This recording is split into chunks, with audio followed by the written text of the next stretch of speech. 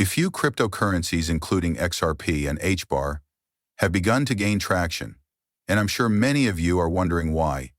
Why is there price movement in XRP? Is there any significant news? What is happening in these markets? And what will XRP do over the course of the upcoming week, leading up to Trump's inauguration? I've searched YouTube and found that no one else is discussing some really amazing things that are currently taking on in the markets, so I know that many of you are totally unaware of them. And to be honest, if you apply the information I'm about to provide you guys properly, this will help you get ready for likely earning a lot of money.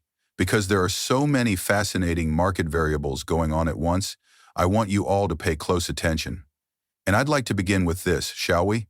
The combination of record ODTE options, growing inflation, and a 10-year note rate approaching 5% is what we're witnessing. There are some parallels to the Volmageddon event, a severe market catastrophe that occurred in February 2008. The likelihood of a panic-based plunge is increasing daily. Does this imply that the cryptocurrency markets will be destroyed? In fact, this is highly unlikely, and I will explain why shortly. I'll also discuss why XRP and HBAR in particular are seeing a lot of volume pour in very soon. However, since this will come into play later in 2025, it is also crucial to grasp this dynamic. And when this starts to happen, I do believe that many individuals will be taken by surprise and likely lose a significant amount of money, as we can. See, Volmageddon alludes to February 5, 2018, when volatility caused some exchange-traded products, or ETPs, to plummet by 90% or more. At the moment, the market is starting to exhibit some parallels. This headline from February 2018 looks somewhat familiar today. Rate rise probabilities are increasing as the job market improves and inflation recovers. Now that Bank of America has announced rate reduction for 2025, there is a greater chance that rates will rise than they will fall. In general, an economy is not in a favorable shape when it is experiencing inflation or stagflation and is unable to manage a persistent deficit and debt simultaneously.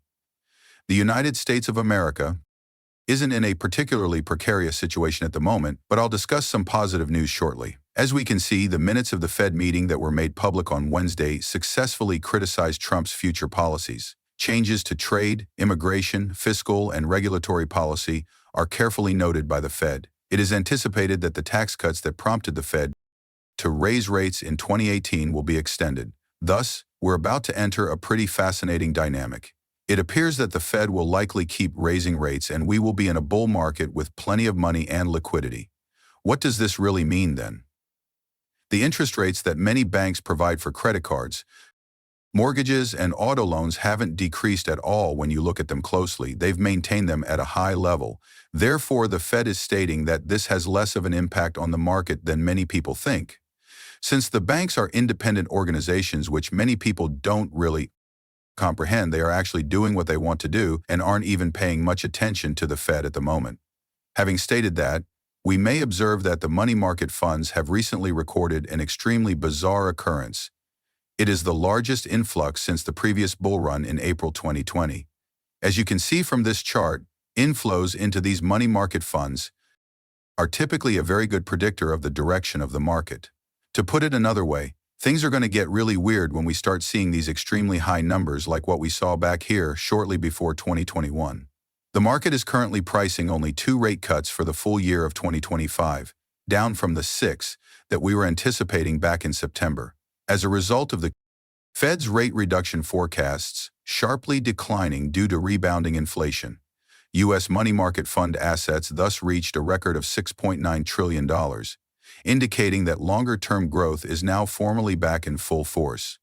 This indicates that the markets have a lot of liquidity at their disposal, and it appears that this liquidity will experience a significant increase in the next months, much to what we witnessed in 2020.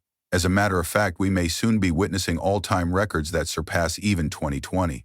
As a result, for a few chosen cryptocurrencies that are currently very well established in the market, we are witnessing a lot of moving average technical indicators pointing towards an extremely strong buying signal, specifically HBAR and XRP. A moving average with 1 neutral and 14 positive buy signals on any given time frame is extremely uncommon. And this was something that was evident right before XRP's recent enormous price increase. However, xbar is currently showing the similar trend. In fact, there's a very solid explanation for that. For xbar, significant things are currently taking place. As you can see, the $3.6 trillion market cap company NVIDIA has unveiled the Blackwell platform for AI, which can run massive language models and achieve up to 25 caps efficiency. Between 600, 0, 0 and 700, 00 units are anticipated to be shipped, with the potential to bring in over $210 billion. For the verified compute, NVIDIA, Intel, and EKTIY Labs have teamed up with HBAR with the goal of improving AI governance and transparency all the way through. And HBAR will grow to be a crucial component of AI transparency and governance in the future. In fact, I believe it will be tremendous. It will become essential. And I believe that in the future, governments will begin to assert that HBAR must be included in the AI governance councils in order for many of these AI technologies to function at all.